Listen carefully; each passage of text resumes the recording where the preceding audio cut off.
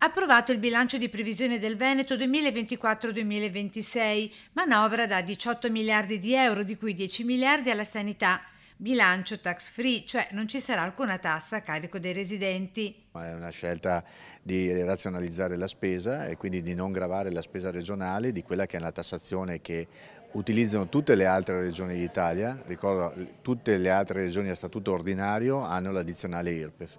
Il Veneto è l'unica che non la applica e che per noi potrebbe, applicandola ai massimi sistemi, potrebbe generare 1 miliardo 150 milioni, quindi in 14 anni sono circa 15 miliardi di euro che sono lasciati nelle tasche dei veneti. Con lo stanziamento di 3 milioni e mezzo con i 16 milioni precedenti all'assessore Bottacin per quanto riguarda il dissesto idrogeologico del nostro territorio. Sì, è un intervento in più rispetto a quello che tradizionalmente l'assessorato dell'assessore Bottacin ha a disposizione e che nel corso di questi anni ha visto interventi per più di 2 miliardi, quindi un territorio che viene costantemente attenzionato. Confermato lo stanziamento per la cultura, è pari a 12 milioni sui 18 complessivi a disposizione dell'assessorato anche per le altre competenze, mentre sulle borse di studio universitarie, oltre alla quota regionale, il Veneto è in attesa di conferme sulla quota di compartecipazione statale.